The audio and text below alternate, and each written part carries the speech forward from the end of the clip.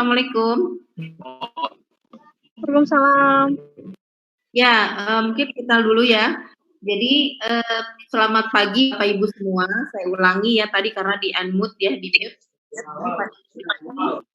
Kembali Talenta Center mengadakan seminar pendidikan dalam bidang kesehatan.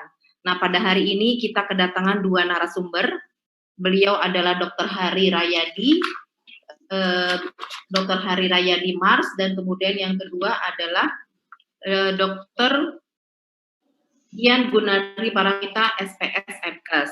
Nah, beliau adalah afasinol, kalau dikenal dengan afasinolog. Jadi seorang terapis afasin atau seorang terapis awasin alkai dikenal dengan afasinolog. Ya, dan kita tergabung dalam perkumpulan Afasinolog Indonesia. Dan seperti diketahui terapi ini sudah sejak tahun 1960-an mungkin ya. Tapi saya baru mengenal terapi ini sejak tahun 2000 dan waktu itu dikenalkan oleh Dr. Hari Rayadi dan kemudian almarhum Ustadz Marsadek sebagai pembawa yang memperkenalkan kita kepada terapi afasin ini. Nah, bagaimana sejarah perkembangan terapi ini yang sekarang masuk dalam terapi kedokteran komplementer. Mungkin lebih banyak tahu kita mengupas sejarah tentang kedokteran Islam. Dan di sini pembicara yang pertama adalah Dr. Hari Rayadi dan yang kedua adalah Dian Gunardi. Dr. Hari adalah CV beliau, jadi beliau lahir di Bandung, kemudian berikutnya riwayat pendidikan beliau adalah sekolah perguruan tinggi di Universitas Kristen Maranatha, kemudian melanjutkan kepada pendidikan S2 di FKM UI dengan Fakultas Ilmu Kesehatan Masyarakat. Kemudian riwayat pekerjaan beliau adalah pernah menjadi kepala puskesmas di Garut, kemudian pernah menjadi Direktur Rumah Sakit Islam Ashifa Sukabumi, dan saat ini, jadi sejak tahun 2019 sampai sekarang beliau adalah Direktur Klinik Aferum. Nah, sekarang ini beliau juga sebagai Ketua Perkumpulan Afasinolog Indonesia. Dan pembicara kedua adalah Dr. Dian Gunardi Paramita SPS, spesialis saraf MKes. Nah, beliau alumni dari Fakultas Kedokteran Universitas Kristen Maranatha sama dengan Dr. Hari ya. Kemudian beliau mengikuti pendidikan spesialis saraf di Universitas Padjadjaran Bandung, dan tahun 2016 sampai 2011 beliau mengikuti pendidikan afasinolog. Dan sekarang bekerja di mana nih? Bekerja di Rumah Sakit Bayangkara, ASI Bandung. Oke, untuk pembicara pertama saya persilakan Dr. Hari Rayadi. Beliau akan menyampaikan tentang terapi afasin sebagai terapi penunjang padat. Beliau akan menyampaikan tentang bagaimana mengenal lebih dekat salah satu warisan kedokteran Islam. Nah, beliau Dr. Hari ini merupakan orang yang terdekat, yang paling dekat dengan Ustadz Marsadek. Jadi beliau banyak paham tentang terapi ini. Untuk waktu dan tempat saya persilakan Dr. Hari.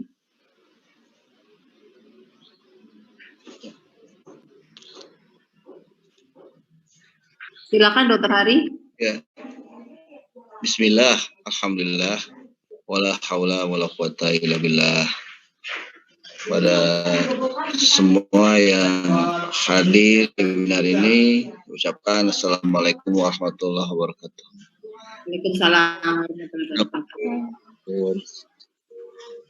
Pada semuanya yang tergabung dalam yang mengikuti acara ini, mudah-mudahan apa yang akan diuraikan dalam webinar ini bisa membawa manfaat bagi kita semua untuk menjalani hidup dan kehidupan yang sedang kita jalani ini. Untuk mengawali pembicaraan kita kali ini, saya akan mengajak lu mencoba untuk memahami apa sebut kedokteran Islam itu. Kedokteran itu kan, kedokteran Islam terdiri dari dua kata, kedokteran dan Islam. Nah, itu kita harus kupas satu-satu. Apa yang disebut dengan kedokteran?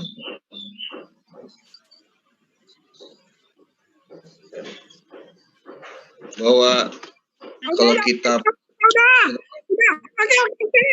disebut dengan kedokteran itu dengan berbagai versi,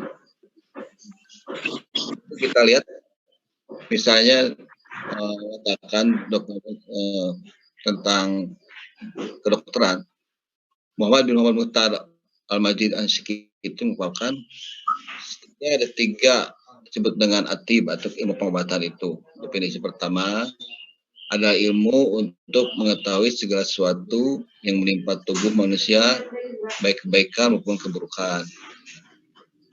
Itu menurut Ibnu Rushd. Kemudian yang kedua, ilmu yang berhubungan dengan kesehatan tubuh manusia dan memberikan penyimbangannya. Ketiga, ada ilmu untuk mengetahui kesehatan badan manusia beserta pemeliharaannya dan mengembalikan penyimbangannya. Jadi secara spesifik mereka mengatakan bahwa secara umum bahwa pengobatan atau ilmu kedokteran itulah ilmu yang bagaimana memproses manusia sehingga badan tubuhnya dan jiwanya juga tetap dalam keadaan baik, dan tatkala berada dalam kondisi yang tidak baik atau sakit, dan ilmu yang mencari bagaimana solusinya. Yang kedua mengenai apa itu Islam. Islam sudah kita kenal sebagai agama, yaitu satu din ya yang diberikan kepada Muhammad SAW dan selalu tercurah bersama salawat dan salamnya. Nah, kemudian Islam itu bukan satu jalan yang menjadi kuduahnya atau ajaran Muhammad SAW, sehingga bahwa Islam merupakan jalan undang-undang kehidupan yang nanti akan mendasari semua proses kehidupan ini yang bersumber dari wahyu ilahi. Itu mungkin ringkasnya begitu. Yes. Selanjutnya. Yes, berikutnya.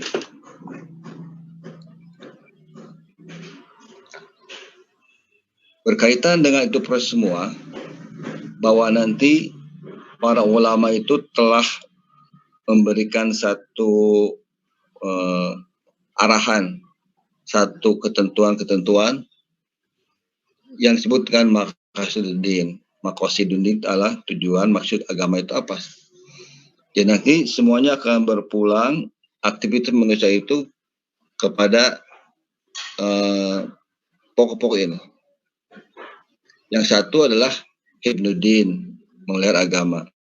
Jadi aktivitas manusia itu tujuannya yang pertama adalah harus menjaga agamanya.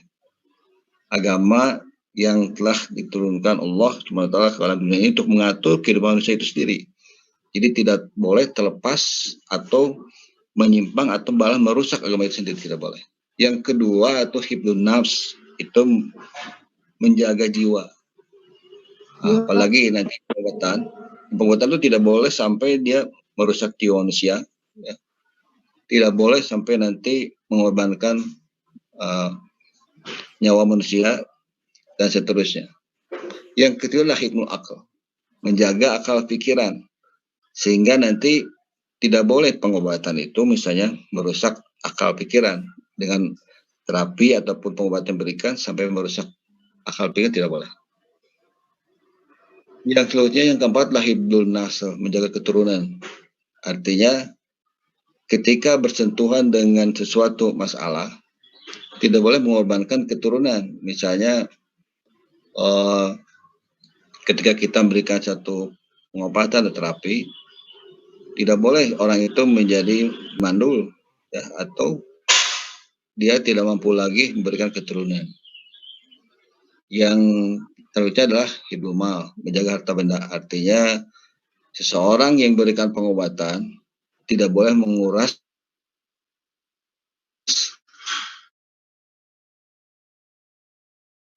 artinya.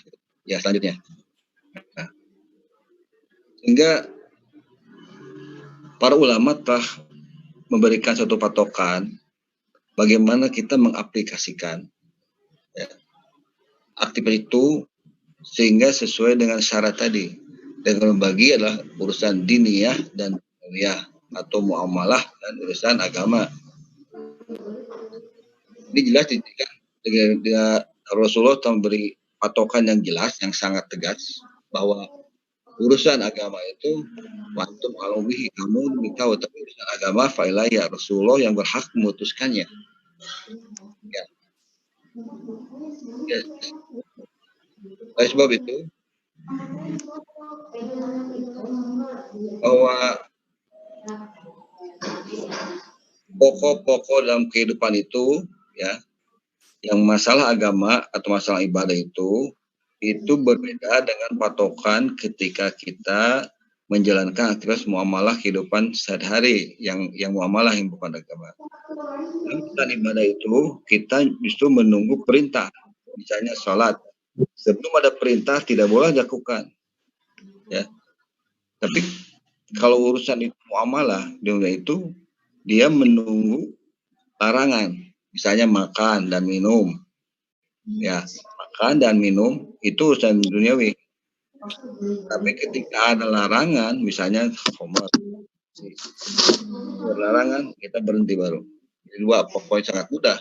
Dalam urusan muamalah kita menunggu larangan, dan masa beribadah kita perintah. Ya, selanjutnya. Nah, karena itu Islam mengatakan improvisasi yang setinggi-tingginya inovasi dalam bidang muamalah. Dan sangat straight, sangat ketat bilang ibadah, tidak boleh ada improvisasi atau inovasi sedikit pun. Ya, selanjutnya. Nah, sekarang kita lebih mengerucut lagi kepada ilmu pengobatan. Nah, di sini Ibnu Hajar Al-Asqalani, Ibnu Hajar itu seorang ulama besar yang sangat terkenal, ya, tabat yang sangat masyhur sebagai alapan syarah atau yang berikan ulasan syarah hadis Sahih Bukhari. Nah, di dalam bab kedokteran kitab Tib, beliau dengan jelas memberikan arahan sebelum mengupas hadis-hadis yang berkaitan dengan ilmu pengobatan. Itu beliau memberikan satu batasan dulu, patokan dulu yang sangat jelas, bahwa beliau membagi atib atau ilmu kedokteran itu ada dua, ada tibul qulubi yang berkaitan dengan kalbu manusia, dan jasadi dengan jasad atau fisik manusia. Kata beliau, kalau berkaitan dengan tibul qulubi itu berasal dari Rasulullah SAW saja. Sedangkan kalau berkaitan dengan yang jasadi itu bisa berasal Rasulullah atau bukan berasal Rasulullah, tergantung dari penelitian yang paling mutakhir. Ya.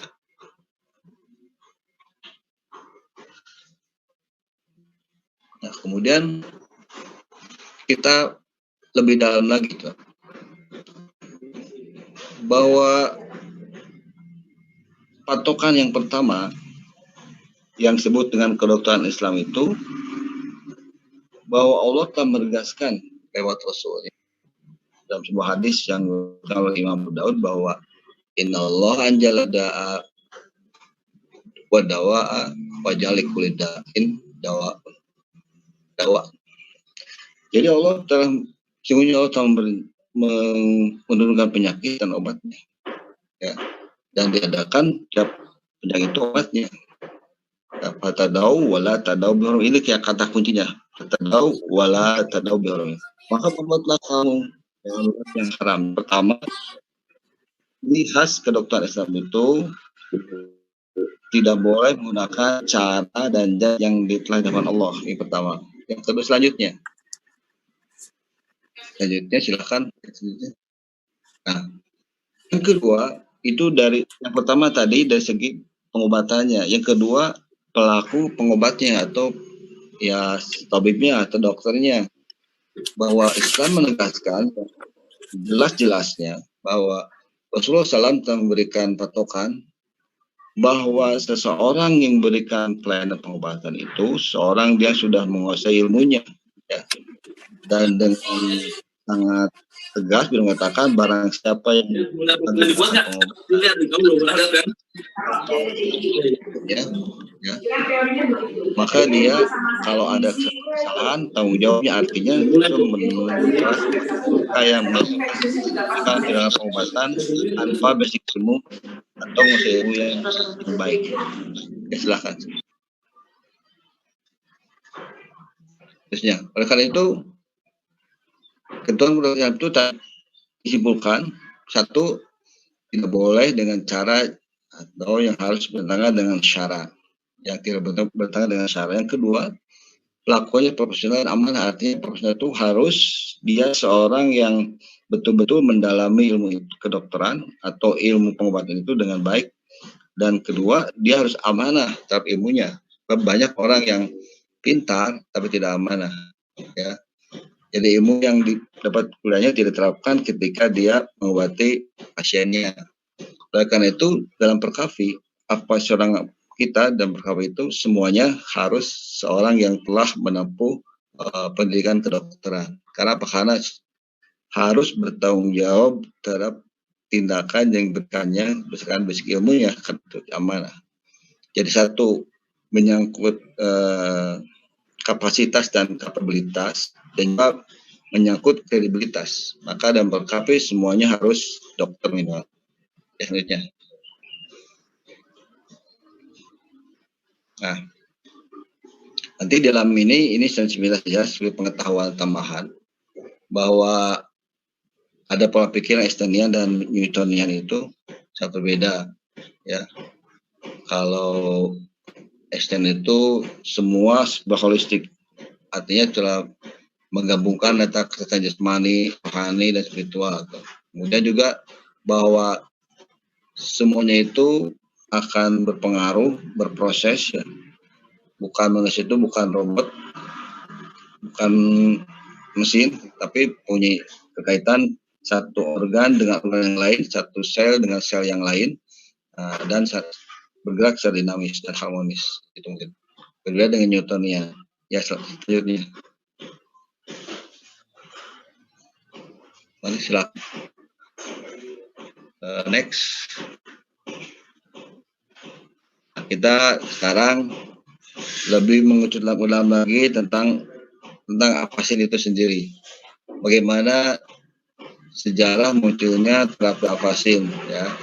Nah, terapi afasin itu ini berlandaskan pada sebuah hadis yang kalau ini sudah sangat terkenal, tetapi biasanya orang salah dalam menginterpretasi hadis ini, sehingga seakan-akan pengobatan itu hanya 3. Jadi kan bahwa minum madu, hijamah atau bekam, dan berkai, dan aku melarang umatku dengan berkai dengan api, ya.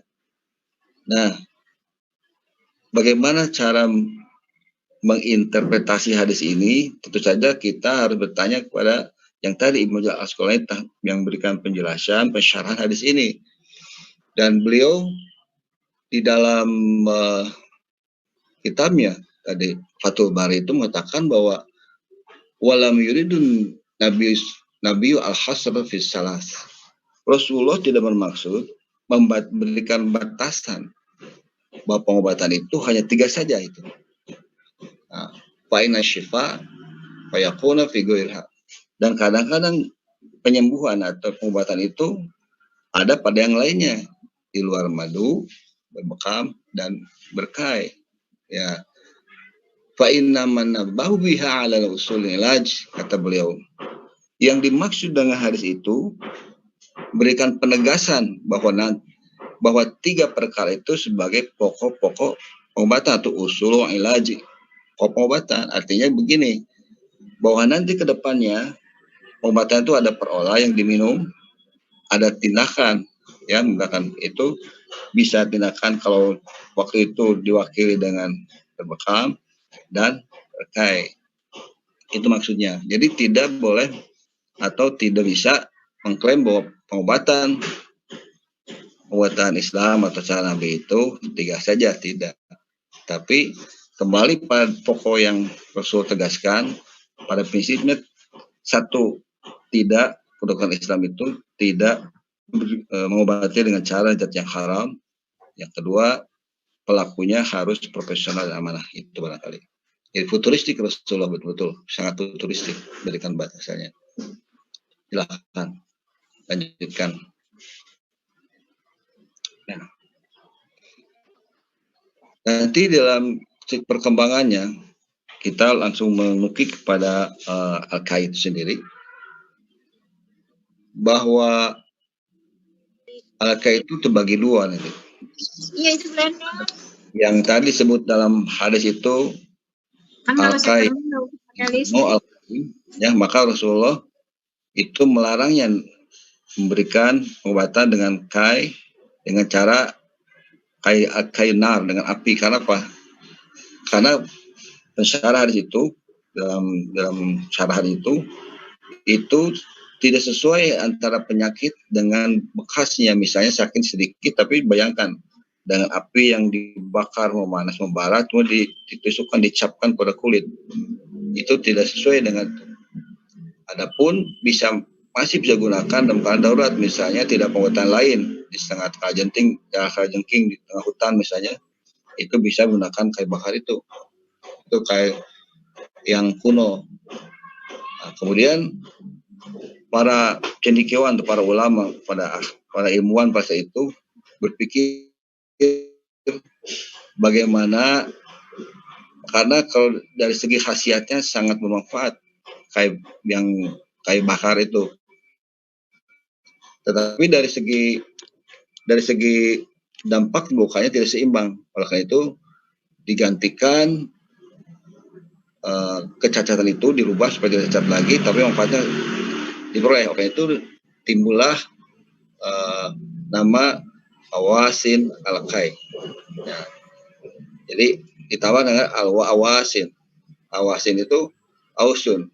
Saya baru menemukan kata ausun itu yang diterjemahkan di sana. Diterjemahkan kalau di penjelasannya di ini ada instrumen. Sebetulnya kata instrumen itu kata pinjaman yang telah dikembangkan, karena sebetulnya kalau saya baru tadi malam dibaca di dalam Lisanul Arabi, ya, ternyata kita kalau ausul itu al-aus itu adalah al-iwad, artinya pengganti. Yang kedua ada yang lebih dekat lagi, katakan al-asu, itu artinya adalah asarun nar, bekas dari api.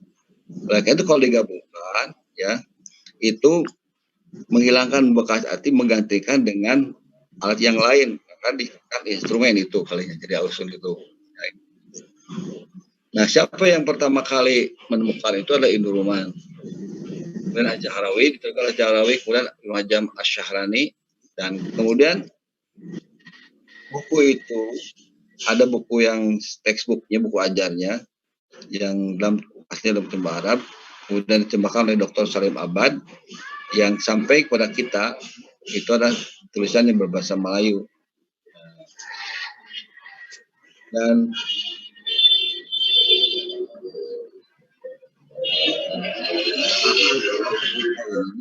ya, kemudian sampai kepada kita melalui guru besar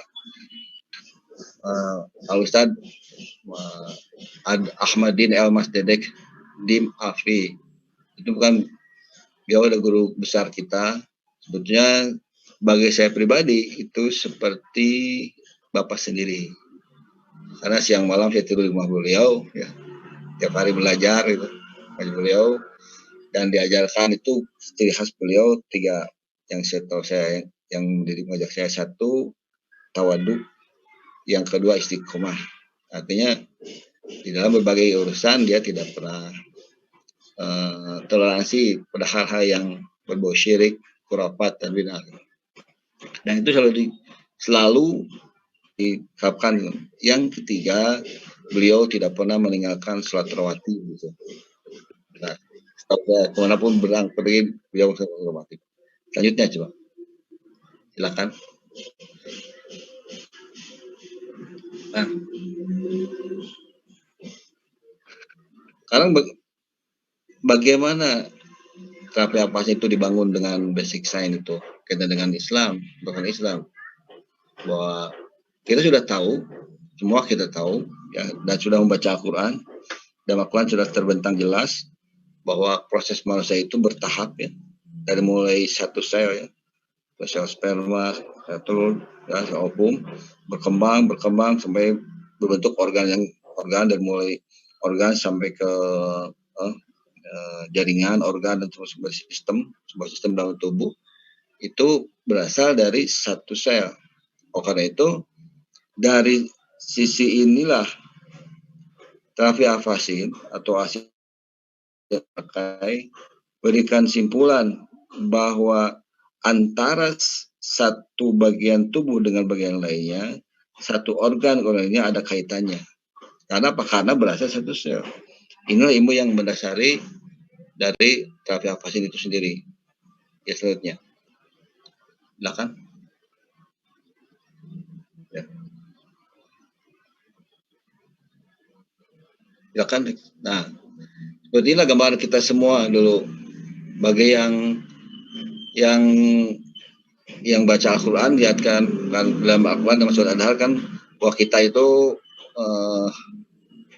halata al-insani dahri lam yakun syai'an madhkura. Kita dulu semuanya tidak bisa disebut apa sih bentuknya, yang jelas ya. Oleh bentuk ini, bentuk-bentuknya tidak jelas manusia itu sampai bentuk yang sangat sempurna. Yang ini akan saling bertautan satu sama lain. Ya. Nah, silakan. Nanti akan berwujud ya bahwa hubungan manusia ini digambarkan yang seperti saya sampaikan tadi seperti jaring laba-laba ya. Satu bagian tubuh lain itu saling berpengaruh, tidak terpisah. Oleh karena itu kalau dalam Rasulullah satu bagian kita akan demam semuanya ya. Akan sakit semuanya. Itu akhirnya satu sama lain saling berkaitan. Ini seperti mozaik yang terindah begini. Tidak bisa kita misalnya sakit gigi, giginya diurus, kalau sakit mata misalnya, tapi satu sama lain akan saling berkaitan. Ya, selanjutnya. Silakan. Nah, di dalam ilmu afasi nanti keterkaitan antara organ satu dan lain, sel yang lain, jaringan satu dan lain itu akan memunculkan titik-titik. Kalau kita nyebutnya titik ta dan titik tun, kalau bahasa kita ya. Ini titiknya seperti ini. Ini dimunculkan seperti ini. Di bagian tubuh kita akan muncul titik itu sebagai wakil proyeksi interpretasi daripada gangguan-gangguan yang ada dalam tubuh. Ya. Bagaimana proses itu titik terjadi? Nah, saya jelaskan dalam slide berikutnya. Nah, ini. Silakan. Nah, ketika titik itu ditekan, ada stres dan mekanikal, itu akan menunjukkan kondisi hubungan secara bioelektrik. Ya, ketika titik yang tadi digambar tadi ya, di dalam tubuh kita itu ditekan, ada bioelektrik yang muncul. Kemudian bioelektrik itu akan berubah menjadi biokimia, tenaga biokimia, dan akan menghasilkan efek fisiologikal. Kemudian akan merubah sel, pH tubuh, mengaktifkan enzim, dan menghambat juga enzim.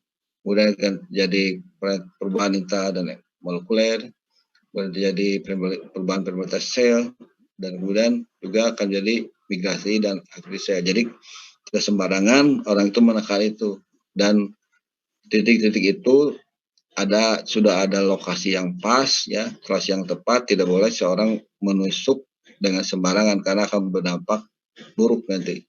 Maka itu perlu belajar. Ya, selanjutnya. Nah, dan terapi afasin itu dengan tadi basic science seperti itu bisa digunakan menjadi pencegahan penyakit, pengobatan penyakit, pemulihan, rehabilitasi penyakit, revitalisasi, dan pemulihan kesehatan. Jadi sangat membantu, bahkan sangat membantu BPJS sebetulnya, karena kita tidak hanya mengobati atau memberikan pelayanan pengobatan bagi mereka yang sakit, tapi bagi mereka yang ingin memelihara tubuhnya sebelum jatuh sakit gitu. Oleh karena itu nanti kalau dipelihara, tentu saja angka kesakitan itu akan menurun. Itu akan bantu BPJS sebetulnya. Jadi akan ke depan itu ilmu yang akan maju itu adalah ilmu yang preventive medicine, pencegahan, bukannya hanya kuratif, tapi preventive medicine. Ya, seperti yang telah dikembangkan oleh Menteri Kesehatan, bahwa nanti akan cenderung ke preventive medicine. Karena kalau misalnya terlalu ke curative medicine itu terjadi burden atau beban keuangan, terutama keuangan negara yang akan sangat menekan, menguras anggaran dan anggaran rakyat barangkali karena bayar BPJS. Ya, silakan. Nah, ini gambar-gambar yang zaman dulu, sebenarnya orang sudah bisa menggambarkan menganalisa bagaimana keterkaitan satu tubuh dan yang lainnya. Ini hanya gambar. Silakan berikutnya, gambar berikutnya. Silakan. Nah, ini ya orang dulu sudah berikan landasan-landasan untuk pengobatan. Ya, selanjutnya. Silakan. Nah, ini orang yang sedang makan hamburger, tapi burger yang full dengan pil-pil obat. Artinya kalau orang terlalu mengkonsumsi obat, artinya dia tidak mampu memprevent atau menjaga diri, sehingga dia sembarangan makan. Akibatnya dia makan itu, obat itu menjadi makan rutinnya. Ya, seharusnya kan makan itu kita makan supaya kita tidak sampai mengkonsumsi obat secara rutin. Itu lifestyle-nya harus dirubah, ya, gaya hidupnya harus dirubah seorang. Dan kedua, bahwa kalau tergantung hanya obat-obatan saja, ketika obat tidak ada, kita akan parah, sangat parah. Dan jangan sampai antara penyakit dengan efek samping obat itu lebih besar efek sampingnya daripada manfaatnya. Silakan. Nah, dengan itu bahwa pengobatan itu tidak boleh lebih parah daripada masalahnya. Artinya ketika kita misalnya sakitnya hanya sedikit, ya, diberikan bom yang sangat kuat, padahal itu hanya seekor semut, diberikan bom, ternyata kan semut kan cukup sentil juga, cepat hilang. Artinya bahwa bagaimana kita menyederhanakan terapi ini, pengobatan pada pasien, sehingga baik dari segi ekonomi meringankan pasien, baik di segi manfaat itu akan lebih manfaat di pasien. Jadi ada cost and benefit-nya dipertimbangkan dengan berat. Itulah kita di dalam praktek sehari-hari para pasien seperti itu berpikirnya. Ya, terus. Nah, sehingga jangan bingung lagi pertanyaan kemana berobatnya, bagaimana penyakit, ya tidak ada masalah, berobat kemana saja. Yang penting tadi jangan pada dan cara yang haram, dan berobat pada seorang yang profesional yang dapat dipertanggungjawabkan keilmuannya. Itu tidak usah bingung-bingung. Dan kita terapi pasien itu sebagai jembatan antara kedokteran barat dan timur, sebagai jembatan, karena sebetulnya tidak bisa dipisah antara kedokteran yang konvensional dan tradisional. Itu dulu juga kedokteran itu satu saja, berasal cuma juga dari alam. Yang membedakan itu urusan administratif saja. Yang penting kan sekarang mau konvensional, mau tradisional, alternatif atau komplementer, yang penting berikan manfaat yang sebesar-besarnya kepada pasien. Itu yang paling penting, ya, kalau urusan. Tapi yang menjadi masalah itu kan sekarang dalam dunia pengobatan adalah pengobatan itu lebih cenderung sekarang simptomatis saja. Artinya hanya mengerti gejala saja, tapi tidak menyelesaikan akar permasalahannya. Ini yang jadi masalah. Jadi bukan masalah yang berkaitan dengan istilah-istilahnya itu administratif, tapi itu baik sekarang konvensional pun harus memberikan solusi atau menuntaskan akar permasalahan penyakitnya, sehingga orang tidak berulang-ulang berobat gitu. Baik komplementer itu sama, tidak boleh hanya simptomatis, itu harus betul-betul menuntaskan permasalahannya. Dan keduanya bersinergis bersama dalam suatu nuansa harmonisnya yang sangat indah begitu. untuk pemanfaatan pasien. Silakan. Ini caranya, salah satu cara pengobatan relapsi seperti ini. Terus selanjutnya, ini contoh-contohnya saja. Dan terus, ini cara contohnya, ya. Jadi kita tidak mengintervensi, tapi cukup menekan saja. Baik titik-titik yang telah saya sebutkan tadi. Silakan. Nah, sekarang salah satu contoh misalnya bagaimana kontribusi terapi alfasin ketika kita menghadapi wabah pandemi COVID-19 ini, ya, terhadap tersebut. Nah, di kita segala sesuatu yang memunculkan pengobatan atau terapi alfasin itu kalau dilihat seperti sederhana aja, menekan titik-titik seperti yang sepele dan enteng. Tetapi sebetulnya apa yang kita kerjakan di dalam sehari-hari itu harus berbasis pada patofisiologis, patogenesis, ya, sehingga terapi yang diberikan itu mengembalikan dari patogenesis menjadi fisiogenesis, jadi hal yang normal sebetulnya, normal. Nah, ya, karena seperti yang ditampilkan dalam itu webinar tadi bahwa defensi imun sistem atau kekurangan sistem imunitas itu sangat berkaitan dengan stres, kaitan dengan sistem hormonal, sistem saraf, dan kelemahan organ yang lainnya. Karena itu tidak bisa dituntaskan, dan insya Allah nanti pada sesi yang kedua Dr. Gian akan bagaimana terapi apa sih dalam neuropsikiatri ini kan akan berkaitan dengan stres, dengan saraf.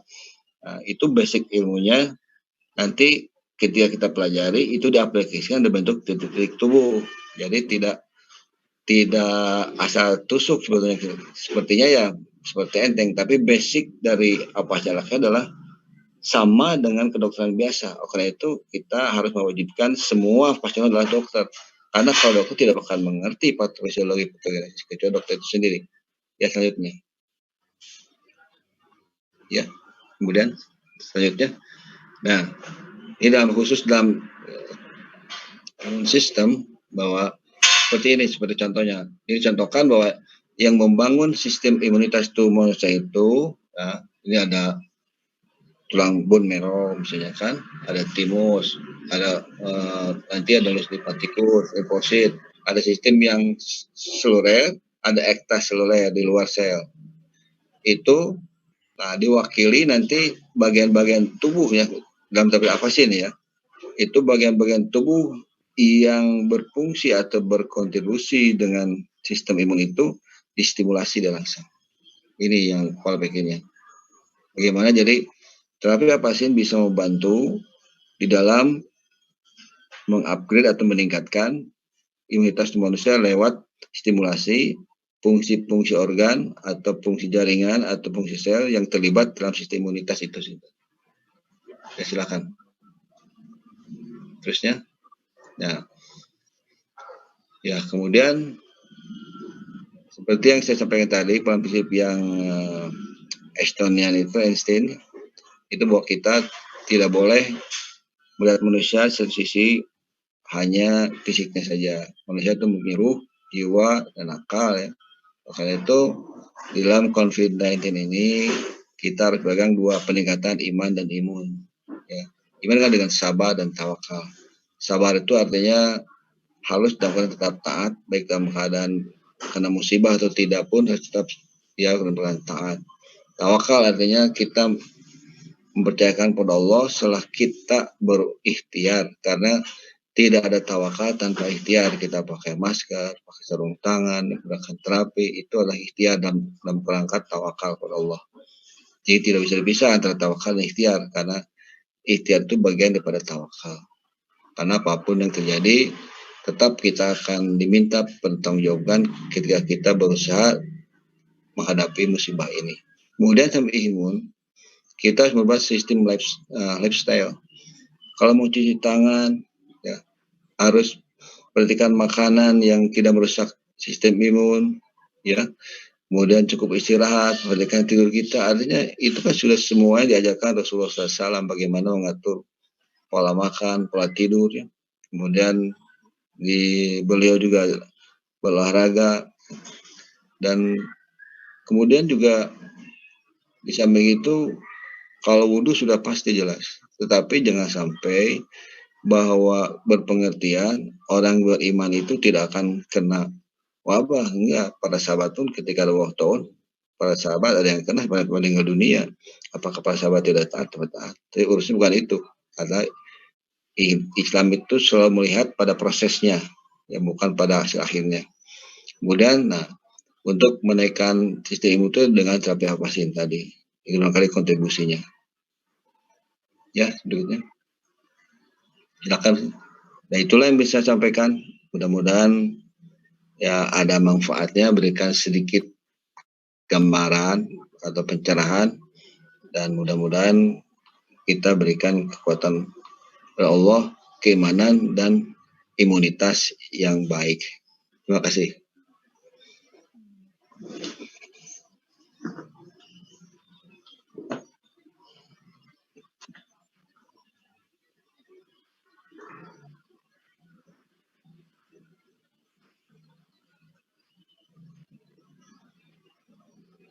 Dokter Susi, boleh silakan masuk.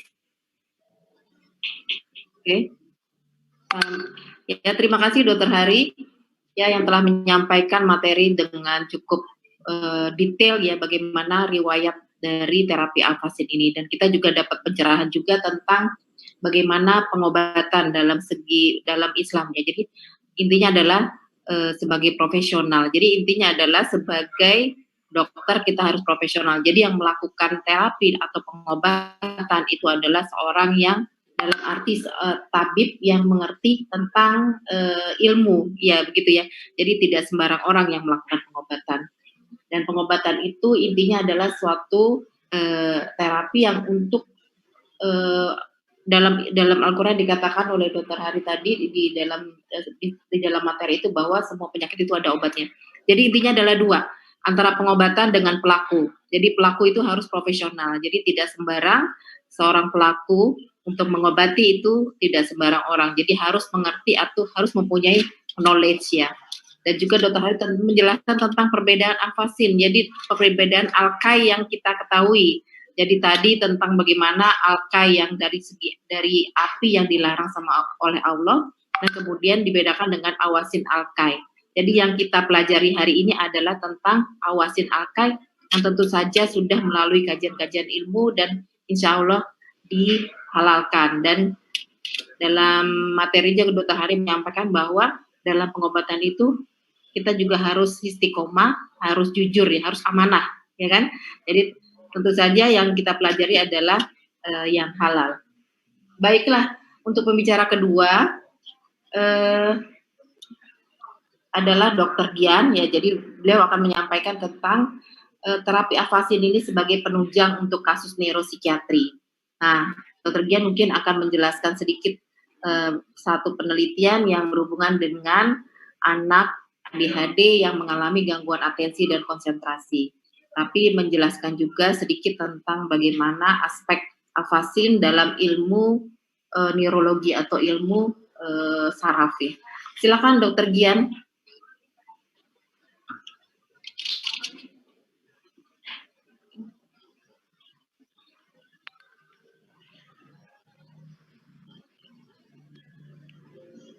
Assalamualaikum warahmatullahi wabarakatuh. Waalaikumsalam. Terima kasih untuk Dr. Susi Yusadewi, Dr. Hari Rayadi, Dr. Yaya Arya, teman-teman sejawat dan hadirin sekalian. Pada kesempatan kali ini saya akan mempresentasikan mengenai terapi afasin sebagai terapi penunjang pada kasus neuropsikiatri. Terapi afasin atau awasin alkai adalah ilmu alkai modern yang disempurnakan oleh Ahmad Ibn Ruman atau Aferum.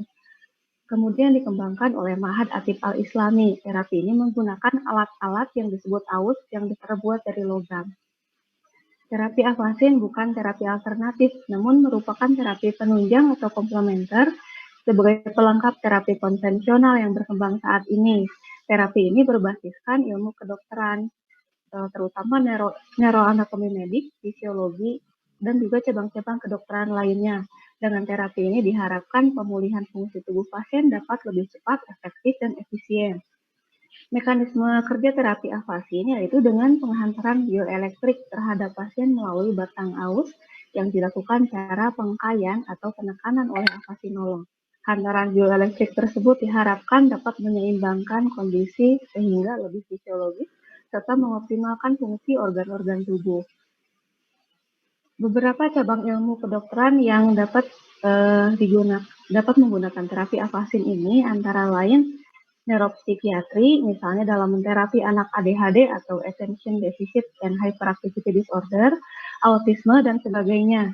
Pada bidang neurologi, yang kita dapati adalah pasien stroke, di mana selain penata laksanaan konvensional berupa minum obat-obatan dan penata laksanaan faktor risiko, afasin dapat bekerja dengan meregenerasi sel syaraf, memperbaiki aliran darah, serta merilekskan bagian tubuh yang terkena stroke. Selain itu, pasien yang sering datang ke klinik juga, misalnya LBP atau low back pain, dapat kita tangani rasa nyerinya, juga merelaksasi otot-ototnya. Juga misalnya pada pasien vertigo, afasin ini insya Allah dapat memperbaiki fungsi alat, memperbaiki dan mengarahkan sistem alat keseimbangan menuju kondisi yang lebih fisiologis, juga memperbaiki aliran darah juga pada diagnosa neurologis lainnya. Sedangkan pada penyakit dalam yang seperti kita ketahui, penyakit dalam itu seringkali menjadi penyebab timbulnya penyakit-penyakit neurologi, misalnya hipertensi, diabetes mellitus, kelainan endokrin dan metabolik lain, autoimun, dan lain sebagainya. Pada kesempatan kali ini, saya akan memfokuskan pembahasan pada kelainan neuropsikiatri yang disebut Attention Deficit and Hyperactivity Disorder atau ADHD. Jadi ADHD ini adalah gangguan perilaku yang ditandai dengan gejala inatensi atau sulit memusatkan perhatian, impulsivitas, atau sikap yang meledak-ledak dan emosional, dan hiperaktivitas. ADHD ini merupakan kelainan neuropsikiatri yang sering terjadi pada anak-anak yang dapat menyebabkan terganggunya kegiatan sehari-hari maupun terhambatnya pencapaian prestasi pada anak dan mengganggu juga hubungan sosial dengan sesama. Penyebab ADHD ini antara lain genetika, kelainan struktural dan fungsional otak, dan neurotransmitter, terutama neurotransmitter norepinefrin, dopamin, dan serotonin.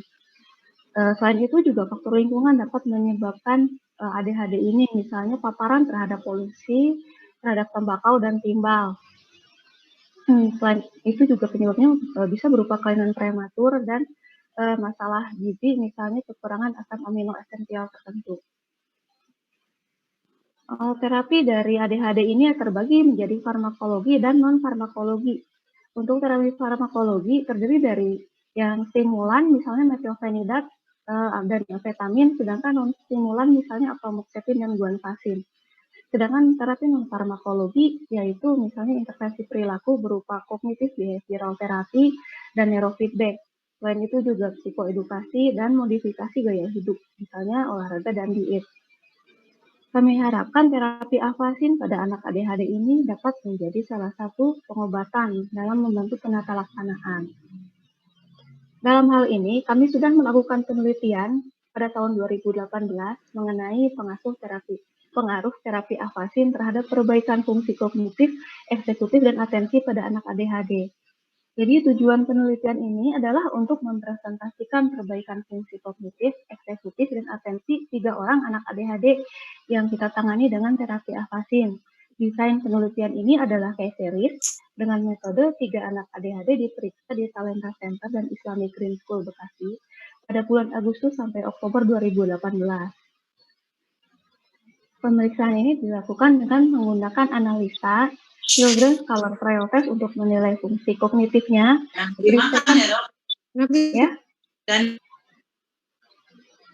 Brief second untuk menilai fungsi eksekutif, serta TOFA dan QEEG Brain Mapping untuk menilai fungsi atensi pada sebelum dan terapi sesudah afasin dilakukan.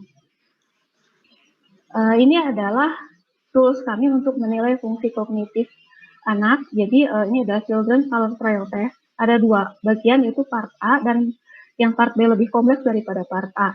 Pada part A ini dan juga pada part B, anak-anak akan diminta untuk menghubungkan dengan garis deretan angka-angka dengan warna tertentu yang dinilai adalah kecepatan dan ketepatan pelaksanaannya.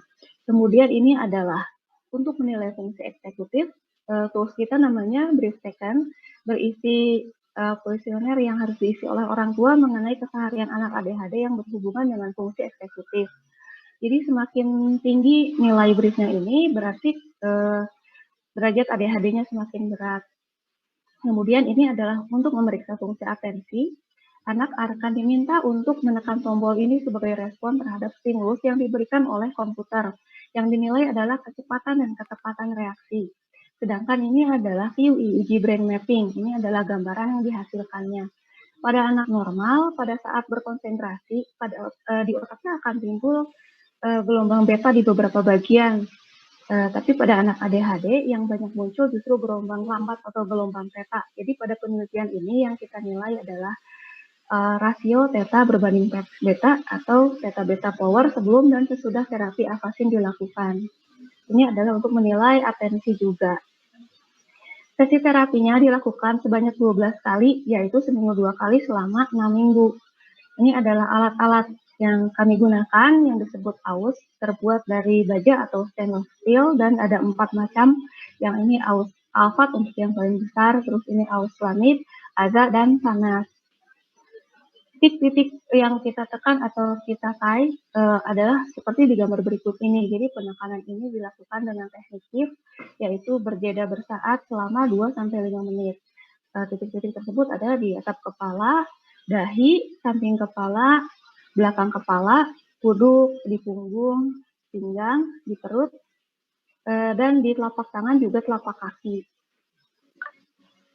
Pada penelitian ini,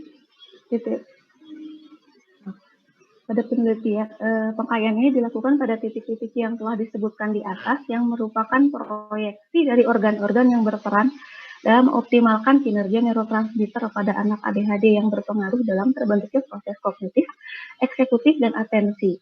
Setelah dilakukan serangkaian sesi terapi pada anak ADHD tersebut, terlihat adanya perbaikan dari fungsi kognitif, diperlihatkan dengan adanya presentasi peningkatan kecepatan dan ketepatan pada pengerjaan Children's Color Print Test, kemudian juga penurunan skor pada brief yang mencerminkan perbaikan fungsi eksekutif, dan untuk perbaikan fungsi atensi diperlihatkan dengan peningkatan kecepatan dan ketepatan pada pengerjaan TOFA, juga pada turunnya rasio theta beta pada pemeriksaan QEEG brain mapping.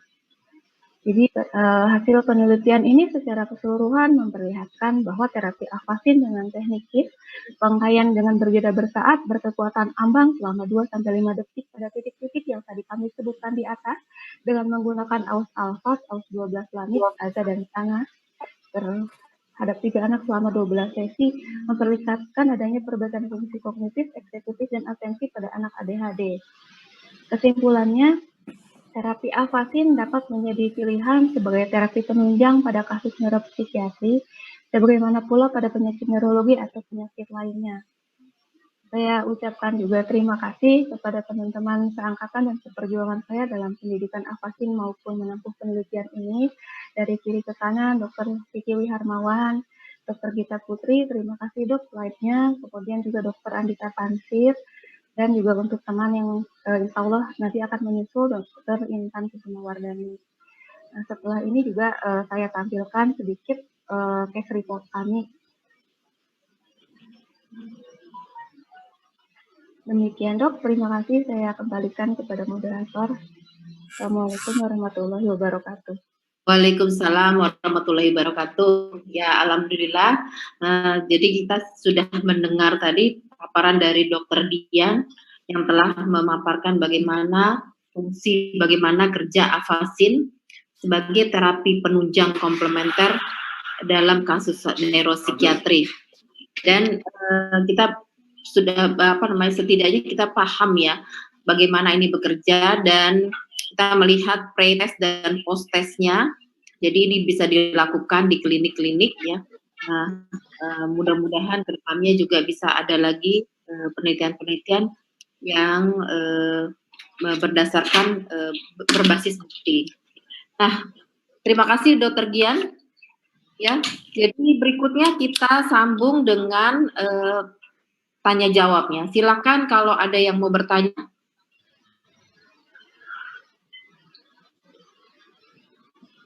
Silakan kalau bisa untuk langsung aja ya bertanya ya ke narasumber ya. Ibu Mutmainah mungkin silakan bertanya.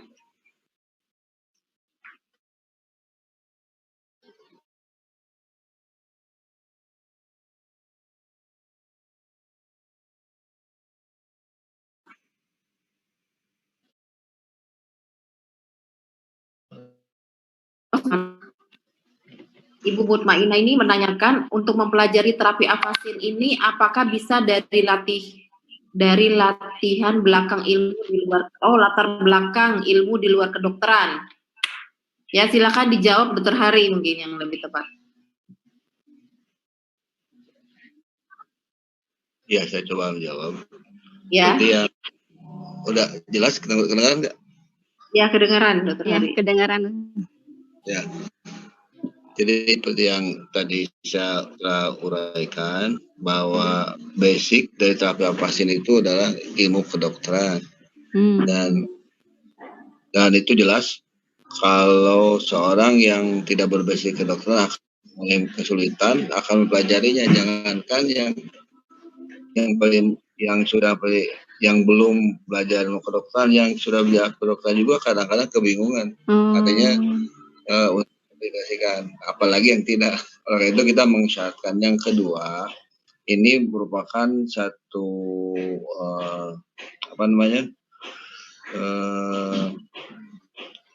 wakaf dan persyaratan dari Ustaz Marsadek dulu yang harus mensyaratkan juga ke dokter, dan beliau sangat keras dalam menentukan itu.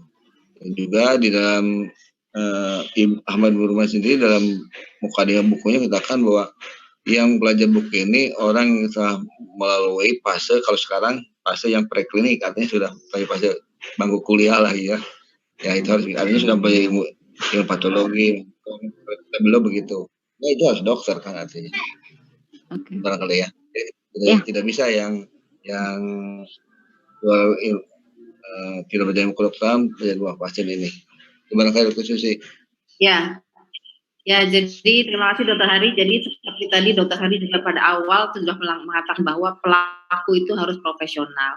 Tidaknya dia paham dengan ilmu yang dilakukannya gitu. Jadi dia harus paham dulu, karena berangkat dari ilmu afasin ini berangkatnya dari ilmu neuroanatomi ya. Jadi sebagai seorang pelaku, sebagai seorang profesional harus mengerti tentunya dengan anatomi, dan anatomi itu kan harus belajar ilmu kedokteran. Gitu Ibu Mutmainah. Ya, terima kasih dokter. Nah, silakan berikutnya. Ini dari Ibu Mutmainah, dari mana tadi? Saya dari Bandung, Bu. Oh, dari Bandung. Profesinya? Ya. Kebetulan konsultan. Oh, konsultan. Psikologi. Oh, psikologi ya. Terima kasih Bu Mutmainah. Ya, sama-sama dok. Ikut aja pasiennya ke Bandung. Iya. Dokter Afasi itu gudangnya di Bandung dokternya. Iya. Ya. Ini ada lagi pertanyaan. Ini Dokter Hari. Dokter Hari atau siapa nih? Karena tadi pertanyaannya. Apakah mekanisme ya? Apakah mekanisme kerja afasin ini mirip dengan akupuntur? Silakan dijawab, Dokter Hari.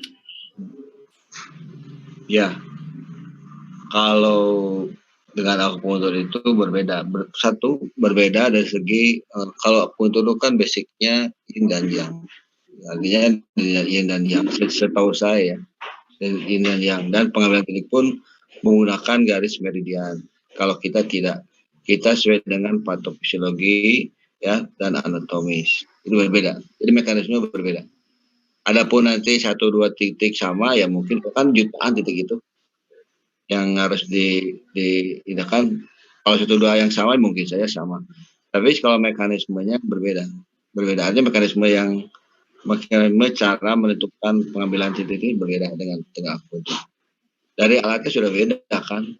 Akupuntur menggunakan jarum dan tidak ada besar dan kecil. Kalau vaksin ada tergantung daripada diameter saraf, pembuluh darah dan seterusnya. Itu harus sesuai. Kalau akupuntur kan menggunakan jarum dan menusuk ke vaksin itu cuma jadi berbeda ya. Ya. Ya mungkin sudah jelas ya. Ini dari Bu Aan ya, Dokter Aan ya. Ya jadi kalau tadi dijelaskan Dokter Hari bahwa ilmu akupuntur berbeda karena dasarnya ya, Dokter Hari ya, basicnya itu yang berbeda ya. Jadi kalau kita tetap berdasarkan anatomi, sedangkan kalau akupuntur itu berdasarkan kalau nggak salah yin and yang gitu ya. Ya, fisiologis. Apa namanya filosofisnya dia. Ya, filosofisnya beda. Nah, jadi gitu ya. Kemudian berikutnya ada yang mau ditanyakan lagi, Dokter Aan? Cukup, Dok. Terima kasih. Ya. Assalamualaikum. Waalaikumsalam. Berikutnya dari Ibu Pak Usman ya, Pak Usman. Dok, selamat siang. Saya ingin bertanya, seperti yang saya lihat untuk titik afasin ini seperti ilmu akupuntur sama ya. Nah, kalau digabung antara afasin dengan akupuntur ini gimana? Apakah lebih baik? Bisa digabung.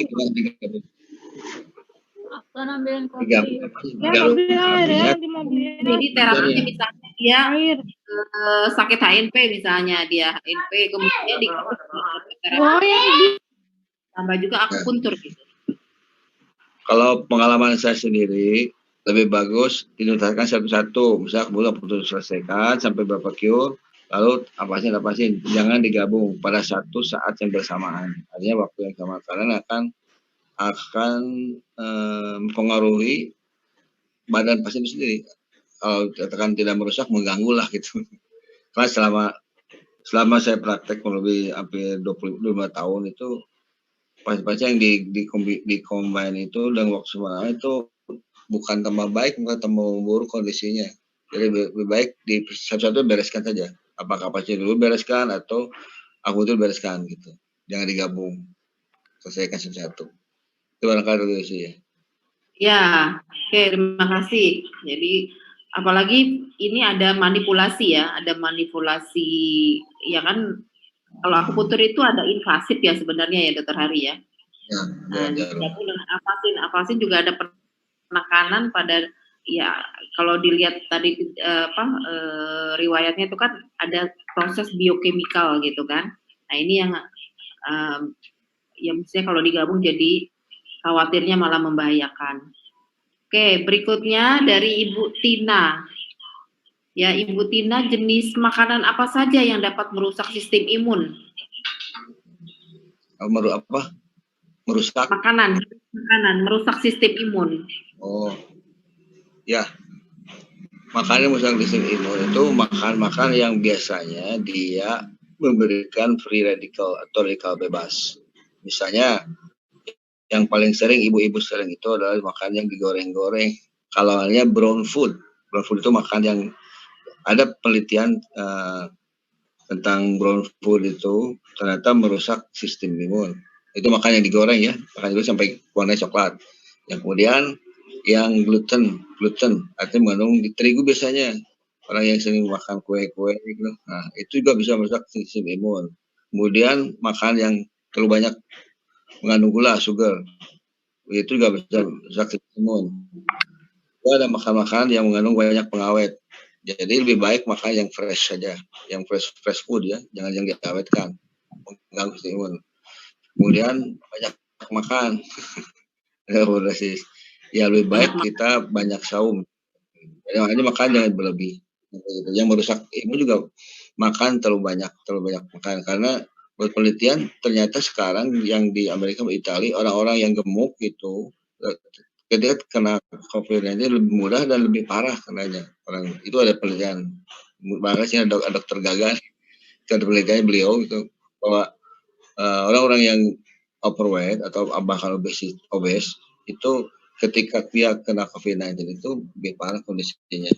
Artinya kita pertahankan asam indeksnya harus bagus. Ya, itu barangkali dokter. Ya, ya. Kira-kira Ibu Tina ada di sini? Ya, ya ada. Terima kasih dokter. Ya, sama-sama Bu. Terima kasih. Ya, berikutnya dari Siva ya. Siva ini menanyakan, izin bertanya, bagaimana terapi afasin pada pasien dengan conduct disorder? Apakah lokasi titiknya sama dengan pasien ADHD? Nah, mungkin Dokter Dian yang menjawab ya. Terima kasih Dokter Siva. Jadi pada anak dengan conduct disorder itu kan ada fisiologi yang salah juga pada metabolisme serotoninnya. Sedangkan jarak kerjanya neurotransmitter serotonin itu juga hampir sama sebenarnya bersamaan dengan norepinefrin dan dopamin. Jadi dia keluar dari batang otak dulu di nucleus accumbens gitu, terus kemudian dia keluar ke arah depan ke ganglia basalis, terus ke lobus frontal, terus muter lagi, terus kerja di sistem limbik, di lobus parietal juga di cerebellum kayak gitu. Jadi sepertinya sih sama aja gitu titik-titik pengkayanya dengan yang punya ADHD ini. Ya, ya sebetulnya hampir sama ya. Jadi anak ADHD itu biasanya 40% itu akan mengalami conduct disorder. Ya, sebetulnya kalau tidak ditangani secara serius, jadi anak ADHD dan conduct ini kan satu payung ya. Jadi sama-sama problem, jadi gangguan perilaku. Dan ini tidak lepas dari ketidakseimbangan zat kimiawi otak atau neurotransmitter tadi, serotoninnya berkurang, dopaminnya berkurang, dan itu menimbulkan impulsivitas ya. Nah, jadi titik pengkayaannya seperti yang tadi Dokter Gian sudah jelaskan bahwa daerah-daerah yang misalnya daerah prefrontal cortex, daerah limbik, kemudian ditambah dengan titik-titik tun ya yang di bawah itu tadi ya. Mungkin itu ya. Jadi hampir sama sebetulnya titik pengkayaannya. Mungkin saya menambahkan sedikit ya. Nah, ini berikutnya ada lagi pertanyaan. Dokter Siva udah jelas ya, Dokter Siva. Iya baik dok. Siva dokter apa bukan nih? Dokter ya? Asisten dok. Ya, udah jelas ya. Ya. Untuk kemudian kenapa? Oh masih koasisten, waduh. Udah belajar tentang conduct disorder nih, asisten. Nanti jadi afasinolog deh. Iya. Berikutnya ini Alamsyah. Kalau dengan bekam bisakah disatukan? Nah, berapa lama jedanya? Ini mungkin yang cocok menjawab Dokter Hari ya. Ya, perlu ketahui bahwa bekam itu satu. Memang ada dalam hadis tadi, seperti yang disebutkan dalam hadis Bukhari tadi, hadisnya sahih, buat komentar dari 3. Cuma tetap yang melakukan bekam itu harus ilmu yang punya kedokteran juga. Coba saya contoh begini, bagaimana kalau pasien itu mempunyai hemofilia atau ada gangguan pembekuan darah, ketika dibekam mereka tidak berhenti, siapa yang bertanggung jawab?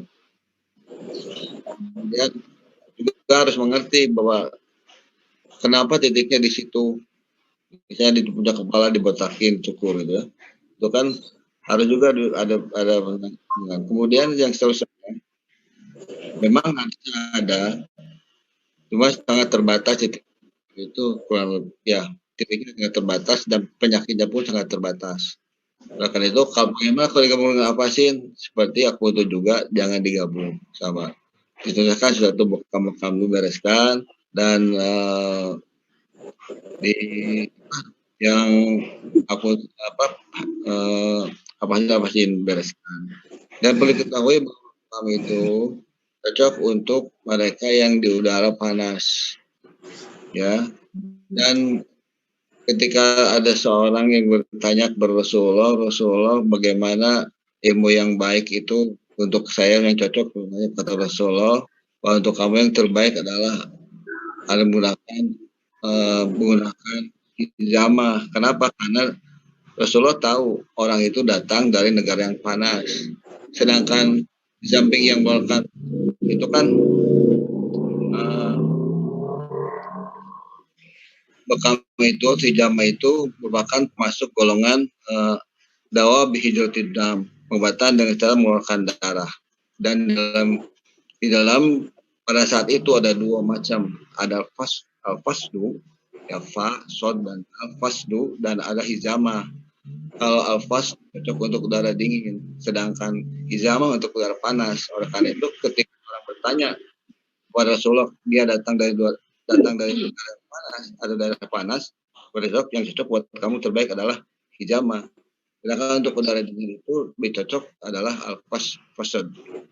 Nah, oleh karena itu tergantung kondisinya, apakah dia udah panas atau dingin. Jadi kalau tadi kembali pada pertanyaan, apakah boleh bergabung, lebih baik satu dibereskan dulu. Jadi jangan sampai nanti kalau ada sesuatu jangan menyalahkan itu kan salah yang mana. Nah, gitu. Terima kasih. Ya, terima kasih Dokter Hari. Jadi intinya adalah tidak boleh menggabungkan ya, karena ini adalah satu proses intervensi ya, langsung ke fisik ya. Ini yang membingungkan nanti kalau terjadi efek samping itu tidak. Jadi membingungkan. Bapak dan Ibu, masih ada waktu? Dokter Neni ada pertanyaan?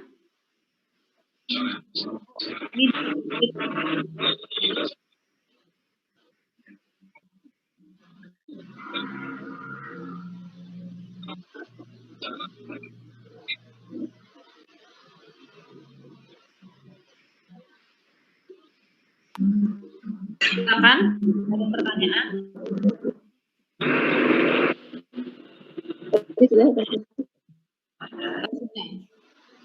Ya.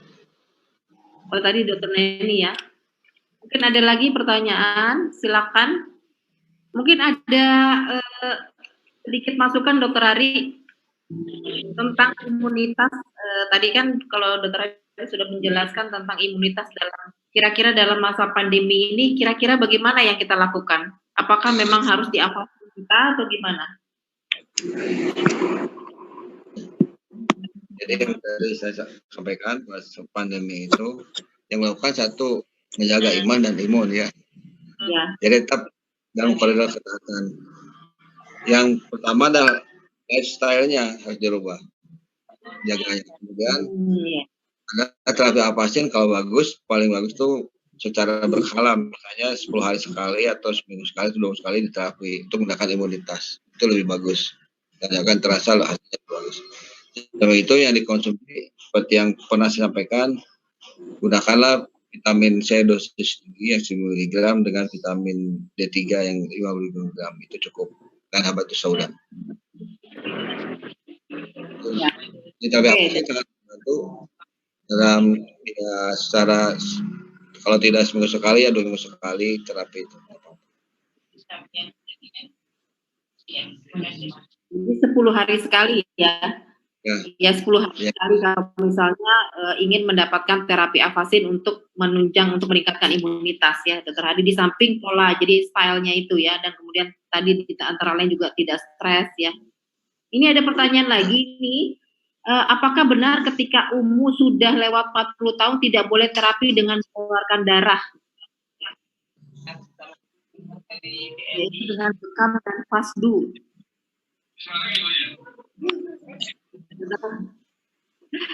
Jadi ceritanya kalau misalnya sudah berumur 40 tahun, apakah tidak boleh terapi dengan bekam atau fasdu?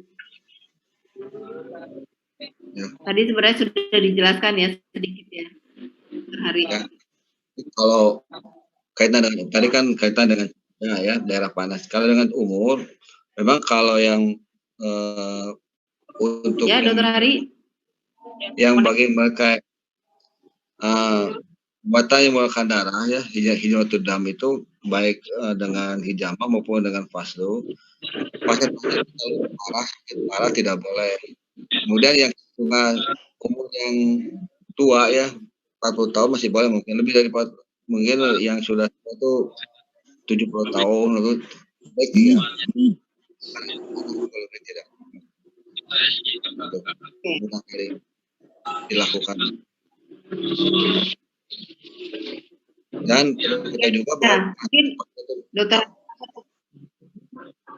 halo ya di dokter Hari agak putus-putus. Sekarang jelas nggak? Nah, mulai jelas. Sekarang jelas? Ya, jelas sekarang. Ya, jadi kalau hidup palsu itu pasien-pasien yang gangguannya terbatas, tidak semua penyakit, ya. Terutama kalau ada penipuan, nah, itu cocok di hijamah dan di pasun. Ya, tidak semua penyakit, ya itu yang diindahkan. Apalagi kalau mereka yang sudah sakit parah atau sudah umur yang lanjut, bahkan anak-anak jangan melakukan itu. Ya. Terima kasih. Oke, terima kasih. Ini ada pertanyaan terakhir ya sebelum kita masuk ke kita melihat lokasi afasin. Berapa lama pelatihan afasin? Lalu seberapa besar derajat tekanan alat-alat afasin ke kulit kepala hingga nyeri atau seperti tekanan saja sehingga anak tidak merasa kapok di terapi? Ya. Nah, Hari. jauh. Enggak, malah pokoknya tidak. Tekanan itu disesuaikan. Kalau anak-anak itu, anak itu tenaganya ambang, tidak seperti orang dewasa. Jadi, tergantung penyakit, tergantung kebutuhannya. Bisa keras sekali tekan, bisa ada teknik-tekniknya yang kita pelajari, banyak tekniknya. Ya. Nah ini ada pertanyaan, berapa lama pelatihan afasin? Berapa lama pelatihan afasin? Kita sebutnya kursus apa itu 4 semester, kurang lebih 2 tahun ya. Ya jadi 2 tahun ini Dokter Aan ya. Jadi Dokter Aan kalau mau ngambil kursus lagi silakan belajar afasin selama 2 tahun. Ya, baiklah, terima kasih. Sebelum kita tutup mungkin kita lihat dulu host colong tampilkan lokasi-lokasi afasin. Lokasi afasin, jadi afasin di seluruh Indonesia kita bisa melihat tampilannya beberapa lokasi. Yang paling banyak memang di daerah Bandung karena kalau ingin belajar terapi afasin memang pusatnya di Bandung dan Dokter Marsadek memang asalnya Bandung dan begitu juga Dokter Hari ya. Ini Dokter Hari adalah pakarnya. Jadi di Bekasi di Talenta Center, Bandung Klinik Averum, Bandung Utara Cikutra. Terus kemudian Apotek Aktifa, Klinik Raisa, Klinik Afasin Medika Jalan Holis, kemudian di Jakarta juga ada klinik rumah vaksinasi, di Depok ada praktek afasin Dr. Neni, dan kemudian praktek bersama terapi afasin di Jalan Juanda, Bakti Jaya, di Klaten ada Apotek Rizky Pharma, di Bogor Afasin Medical Center, ini merupakan kumpulan afasin juga, kemudian Sukabumi prakteknya di Dr. Jah Maulidianti, berikutnya. Slide berikutnya. Nah di Jogja ada Apotek Asa Medika, Jalan Nalogatan Condong Catur. Di Kerawang ada praktek Dokter Yuniar. Kemudian di Demak itu Dokter Sugeng Raharja di Perumahan Bumi Pucang Gading. Kemudian Apotek Sumber Sehat, dan di Kendal Dokter Bayu, dan di Semarang Dokter Bayu. Nah, kita berharap bisa ini daerah-daerah Jawa, Kerawang, Bekasi, Jabodetabek ya. Ya, jadi belum ada di daerah-daerah di luar Jawa ini. Ya, mungkin kita berharap ke depannya afasin ini bisa merambah ke daerah-daerah di luar Jawa. Silakan kalau untuk dapat informasi datang ke tempat-tempat praktek, kemudian juga untuk misalnya mengetahui bagaimana pendidikan afasin yang selama 4 semester. Silakan bertanya kepada klinik Averum di Bandung, ya klinik Averum di Bandung. Nah, silakan bertanya di sini dan itu merupakan pusatnya terapi afasin dan pendidikan afasinolog.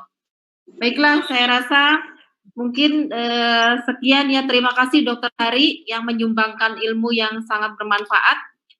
Kemudian juga Dokter Dian, mudah-mudahan webinar kali ini bisa mendatangkan manfaat bagi Bapak dan semua yang hadir, dan kedepannya kita bisa menampilkan lagi seri afasin lainnya dan mungkin teknik-teknik terapi untuk pengobatan terapi lainnya, tidak hanya untuk imunitas, gangguan neuropsikiatri. Ya, terima kasih saya ucapkan kepada Bapak Ibu dan pembicara. Selamat siang. Wassalamualaikum warahmatullahi wabarakatuh. Warahmatullahi wabarakatuh. Ya, silakan kalau bisa live juga